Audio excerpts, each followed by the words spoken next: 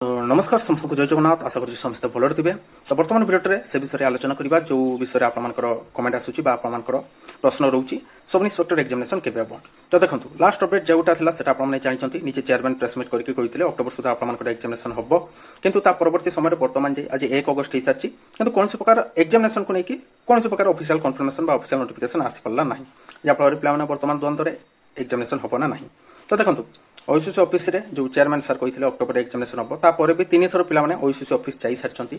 किंतु सेठी कौन प्रकार सठिक इनफर्मेशन आसुना। गोटे पक्षे ओएसएससी कहूँ गवर्नमेंट ऑर्डर देला आम एग्जामिनेशन प्रोसेस स्टार्ट करूँ अन्य पक्षे ग्रेवेन्स जो रिप्लाई पड़ुची गवर्नमेंट कहूँ आपण ओएसएससी बोर्ड एस्टाब्लिश कर ओएसएससी बोर्ड आपर एग्जामिनेशन कर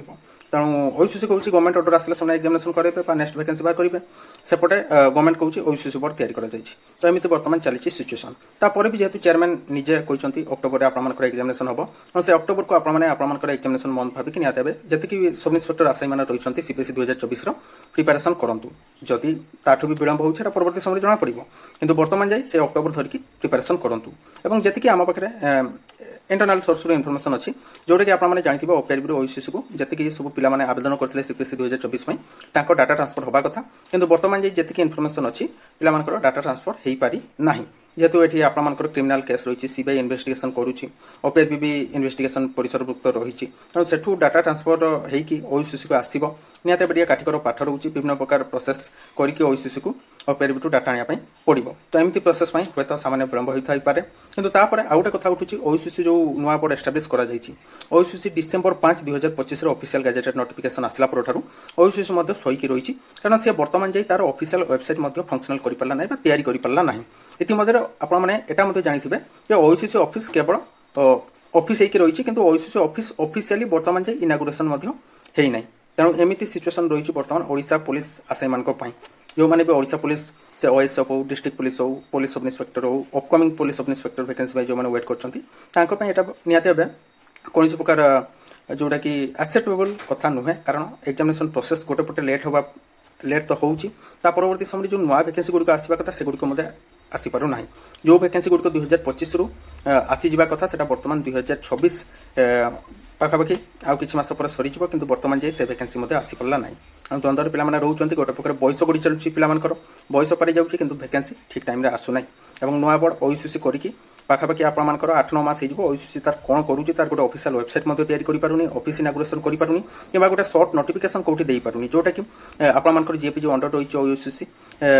जीएपी तरफ कौन प्रकार सर्ट नोटिस दि जाऊना केवल मुह कथार कथार चली बर्तमान जिते भी पुलिस आसाई मान भाग्य परवर्ती समय सब इन्स्पेक्टर सीपीएससी 2024 पे अलरेडी 2 वर्ष हो वेट कर एग्जामिनेशन को 2 थर एग्जामिनेशन बातिल करप्शन तापर एग्जामिनेशन नाम निशान ना तो एमती सिचुएसन रही तथा जेहेतु चेयरमैन निजे कहते अक्टोबर बेलू से एग्जामिनेशन करेंगे कारण से धरिक आपने प्रिपेरेसन करूँ और अक्टोबर आपने जानते सिविल सर्विस मेन एग्जामिनेशन हम तो केमी कौन एग्जामिनेशन हम आपर अक्टोबर पारे कि नवेम्बर डिसेम्बर बेलू आपर एग्जामिनेशन हम यहाँ तो बर्तमान क्लीयरली रूप से कहीहब ना कि ओएसएससी जी आपर रिक्रुटमेंट बोर्ड रही से भी मत जानी ना से कहवा कथा कहीदे गोटे प्रकार पिला आश्वासन देदेले कि एग्जामिनेशन केवे हम तार प्रोसेस केमती कौन केवे स्टार्ट हम से विषय कौन प्रकार अपडेट से पाखे ना कि आम पाखे ना ता सहित आपर एग्जामिनेशन मोड कौन ऑनलाइन रही ऑफलाइन रही प्रश्नर उत्तर से बारंबार कहते से बर्तमान जाए भी डिसाइड करना ओएमआर हम कि सीबीटी हम ओएमआर है मासे 2 मास आगु तार प्रोसेस स्टार्ट करने पड़े जहाँफल डिपार्टमेंटल नोटिस आसिले से गुड़िक जना पड़ जाए आपर एग्जामिनेशन केवे हम किंतु बर्तमान जाए सेमती किसी सिचुएसन भी ना तेणु ऑनलाइन होबार संभावना रही मुझे ओएमआर हम किंतु ऑनलाइन करने सपक्ष ओएसएससी रही कारण कथबार्ता भी लगुला से ऑनलाइन फरे ही रही तेणु से आगामी दिन में जना पड़ो किंतु जिते भी सब इन्स्पेक्टर आसाई मैंने रही से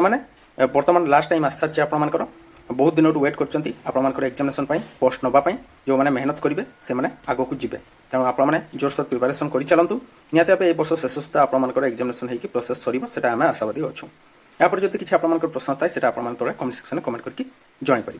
जय हिंद।